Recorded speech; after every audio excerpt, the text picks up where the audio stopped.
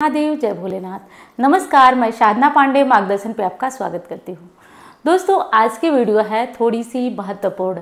आप सभी के कुछ सवालों के जवाब जो कि मुझे लगातार सुबह से आ रहे हैं।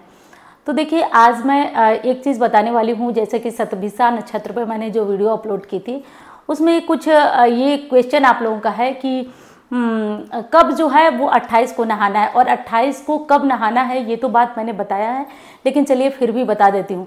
देखिए, ब्रह्म मुहूर्त में भोर में ही खत्म हो जा रहा है, लेकिन सुबह सवेरे जो है उसकी छाया भी नहीं पड़नी चाहिए। कहा जाता है थोड़ा सा कोई चीज़ बुरी होती है तो हम सोचते हैं कि उसको बचा ही दिया जाए।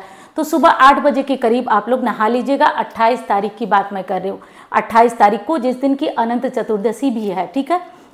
और दूसरी चीज़ की अगली ये चीज़ है कि शतभिषा नक्षत्र जो है उसको लेकर के एक बहुत बड़ा एक भ्रम की स्थिति कहिए या विवाद की स्थिति कहिए।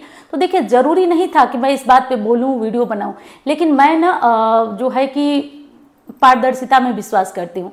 तो मैं जो है बातों को एकदम स्पष्ट करना चाहती हूँ आपके सामने कि शतभिषा नक्षत्र होता क्या है। देखिए, शतभिषा नक्षत्र वास्तव में 27 नक्षत्रों में होता है, लेकिन सुनिए, इसमें होता यह है, भविष्य पुराण के अनुसार ये बताया गया है कि इस नक्षत्र में कंधे के ऊपर से पानी नहीं डाला जाता है, जैसा कि मैंने आपसे बताया था, ठीक है। उसके बाद कुछ लोग जो है, मैंने जैसे सुबह उठा तो मैं मेल चेक करती हूँ। जब से मेरा चैनल हैक हुआ है तब से मैं सुबह चाय पीने के बाद एक बार अपना मेल चेक करती हूँ। तो कुछ हमारे सब्सक्राइबर कहिए, शुभचिंतक कहिए, उन्होंने मेल करके बताया था कि आपको मतलब गलत बताया जा रहा है। तो हमने भी देखा, उसमें विधिवत उन्होंने बताया हुआ था, और स्क्रीनशॉट मैं लगाऊंगी कि लोग क्या कमेंट किए हैं। जो स्क्रीनशॉट मुझे अभी मिला वो मैं ज़रूर लगाऊंगी, आप लोग देख लीजिएगा। अब ये चीज़ मैं आपसे कहना चाहती हूँ कि शतभिषा नक्षत्र ये आज का नक्षत्र नहीं है। पहली चीज़ ये, सभी चीज़ें जानने से पहले खुद स्पष्ट हो जाना ज़रूरी है। जब क्लैरिटी न रहे तो दूसरों को क्लियर करने से पहले सारी बातों को जान लेना ज़रूरी है। और रही बात खुद की, तो देखिए, भविष्य पुराण में ये बात स्पष्ट रूप से लिखी हुई है। अब देखिए, सारे पुराणों को खंगालना, मेरी बातों को ध्यान से सुनिए, इतना छोटी बात नहीं है कि मैं खंगाल करके स्क्रीनशॉट लाके आपको लगाऊं। लेकिन जैसा कि मैं जानते हैं, महादेव की पूजा करती हूं, महादेव की ही सौगंध खा के आपसे कहती हूं कि आपसे बार बार एक चीज़ कहती हूं कि मैं आप साथ में जुड़िए, चैनल को सब्सक्राइब करिए। मैं आपको महत्वपूर्ण जानकारियां दूंगी, जीवन में चमत्कारी बदलाव आएगा। और सोचिए, मैं नहा लूँ, मैं न नहाऊँ, आप नहा लें, ये चीज़ मुझे कैसी लगेगी? मेरी आत्मा धिक्कारेगी अंदर से, समझ रहे हैं आप? मेरी आत्मा मुझे अंदर से धिक्कारेगी। और रही बात इसकी, तो देखिए, मैं भगवान की पूजा करती हूँ और उन्हीं पे भरोसा करके कहती हूँ। जब हम लोग बचपन में थे ना, तो दादी की वो शब्द अभी याद है कि आज नहाना नहीं है, तो हम लोग बड़े खुश होते थे कि आज नहाना नहीं है। तो ये चीज़ तो बिल्कुल बचपन की चली आई है। और ये हमारी, जैसे कि ये बात हो सकता है कि बहुत लोग जानते हो, बहुत लोग न जानते हो, लेकिन मैं अपने दिल की बात बताई ना कि मैं रोज़ चिल्ला चिल्ला के आपसे कहती हूँ कि मैं आपको हर तरह की जानकारी देती हूँ। तो ये जानकारी मैं आपको कैसे अछूता रख सकती हूँ?